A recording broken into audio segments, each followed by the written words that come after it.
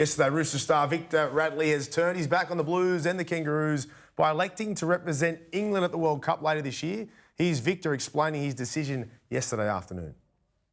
It was a real big decision. Obviously, it took me about probably 8 weeks now to make sure I could stew on it and sit on it and make sure that I made the right decision. And I was lucky enough to be in the squad for game 2. So I thought, just out of respect, I'd speak to Freddie, and it was good to speak to him. He was really honest with me and told me at the end, I guess, it's my decision and he'll support me. So I don't know what it was. It's just such a gut feeling and a feeling in my chest that made me go for it. So I just couldn't look away from it. My head was telling me a lot of other things, and a lot of people were telling me other things, but that feeling in my chest and gut, I just knew I had to go with it. So that's what I did. Yeah, interesting one. This one, Victor Radley, his allegiance is with the England Rugby League team for the back end of this season and for the World Cup. Now, this is very interesting. He's turned his back on the Blues and for Australia, but more so the Blues. I mean, he was in their squad in Perth, so he was close. He was knocking on the door by being selected, and the coaches putting faith in him. He wasn't far away from being into that side at some point over the next few years, you would imagine. But he has elected to select to play for another country. He's spoken about quite regularly about playing rep football, and we also know that through his junior footy, he came through at basically the same time as Cameron Murray at South, and essentially they were always competing for the same spot. And now we see Murray's basically entrenched himself in the Blues team as the 13 or the starting 13, and Victor's sort of nearly been there. A couple of times when we expected him to be picked, he was injured or suspended. So he's never quite got into that starting 17 for the Blues. I just think he's got to the point where he thought, you know what, if I want to play rep football, I am now definitely behind Murray as the 13, as the preferred 13. So that's why he's made the choice to go and play in England. It's a left field one though, PK, when you think that, like it was only a couple of weeks ago, he personally rang Freddie because he'd been injured, and he said, listen, when you're picking the team to go to Perth, just don't forget about me. And that was why they included him in the squad to head over to WA. So I understand Victor's reasoning, but I do find it a little bit strange given how close he was. I know he's got Isaiah Yeo and Cam Murray there ahead of him, but he's a damn good player, and I don't think it's a matter of if Victor would have played for New South Wales, I just think it's a matter of when. You said more so New South Wales, Braith, but I spoke to Mel Meninga today, and he was in Mel's thinking for the World Cup at the end of the year. So even though he didn't play Origin, Mel had him on. He was on Mel's radar, and Mel's shown before. 3 years ago, he took him to New Zealand as part of the squad. So he's been on Mel's radar for a while now, and I know Mel. Speaking to Mel, he was pretty disappointed with Victor. He understands why he did it, but he was disappointed with the decision because he had him as part of his plans for the World Cup. He's an all-in player, isn't he? Yeah. That's the thing, and he's good around the squad, so and he'd be good to tour with. What we know of him from a personal... but it's about getting the chemistry right, you know, and he is one of those guys that he's popular with his teammates, they like him, they're drawn to him. Isn't that why they took him to Perth? Yeah, that's why they took him to Perth. Well, one of the reasons why they took him to Perth, so that's true. But as a player, he's a competitor and he's all in. So he ticks every box as far as picking a player to go away as a squad. Well, I'll tell you something about Victor. If Victor had played in Origin 3, I don't think what unfolded with Matt Burton would have unfolded the way that it did. I don't think Victor would have just run in there and tried to wrestle blokes. No. The type of character that Victor is, he would have been trying to fight fire with fire. Yeah. For the punters at home, so with this selection, he definitely cannot, unless there's a rule change, he cannot play for Australia or New South Wales. England is a Tier 1 country, so Australia, New Zealand and England are Tier 1. So once you've pledged your allegiance to one of those national teams, if it's not Australia, you're not allowed to play Origin. I would say the only thing is there may be a push to change the rules to allow guys like him to play Origin. Not necessarily to switch back to Australia, but because he was born in New South Wales, the potentially, I know talking to Mel today, there's an appetite to maybe look at allowing guys who are born in Australia and play elsewhere, a bit like Luai and Crichton and those guys. Kieran Foran, to be able to play Origin and then go away and do what they want to do internationally.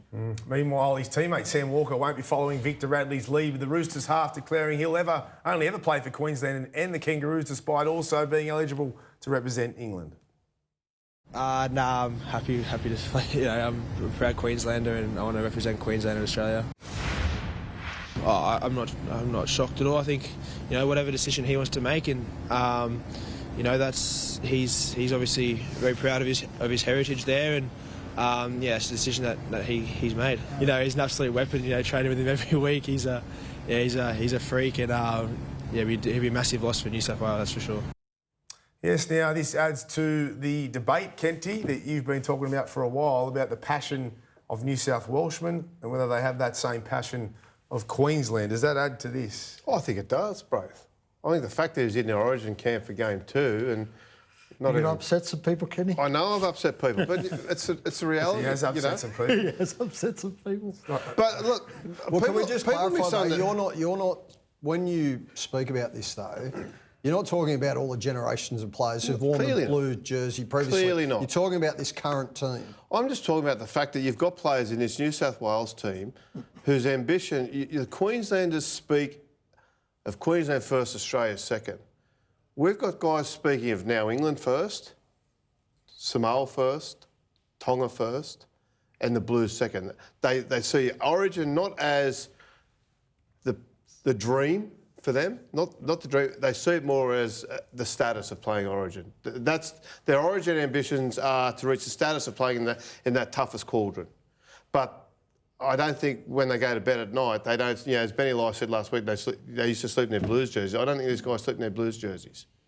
I just don't, and that's something I think that's incumbent upon over the years. I think when Phil Gore was New South Wales coach, they just had it right through them. The New South Wales team was he made them get what Origin was about. He made them, at the very least, if not more, match what Queensland were doing about the jersey. I think Ricky Stewart was the same when he was the New South Wales coach. I just don't think it's there now. But you don't think that Brandy and Freddie doing the same thing? No. Or you don't think it's a different generation? I think they're trying. You think it's the coaches, or you think it's... Well, Braith, all I can Because see is from outside is what I'm hearing, that they want to play, that they want to play elsewhere. That's why one of the great blunders of the Origin series was leaving Jake Trbojevic out of game 1. Exactly. Because he bleeds that jersey. He is one guy who you could never... They all should bleed. Make That's the thing, but he's one guy you could never doubt. I totally you could never agree. make that That's the allegation question. against. That's and the that's question. why leaving him out of Origin 1 was a debacle for New South Wales. A complete and utter debacle. Not only that, loyalty is a two-way street, okay? And when Jake Trbojevic gets a phone call when he's at training, he tries to ring Freddie back, and Freddie misses the next dozen calls from Jake.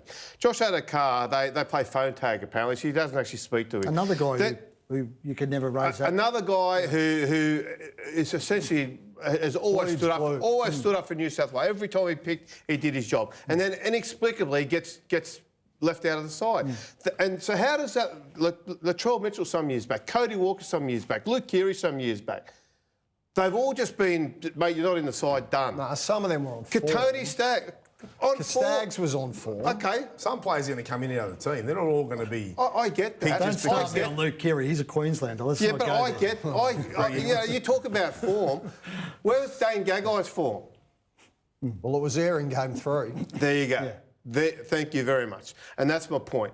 And so when you get these inexplicable omissions, and you're one of those players that's just been burned because you've been left out of the side, then you can't tell me that there's just a small part of you that's stinging over that, and that you don't feel that the loyalty and the commitment you've given to the jersey has not been returned. I think And it hasn't. Joey was a great example. He got criticised for his reaction after the game. He didn't articulate it the best, but that was someone who bleeds blue. 100%. That was someone who... And I would never question Andrew Johns' commitment in a I Blues loved it too jersey. because it was genuine and it showed how much It was genuine. he gives the you know what. And Braith, I got the feeling when I looked into the Blues dressing room and the dressing room cameras after that Andrew Johns was hurting more than half the blokes in the room. And again, that's not the way it should be.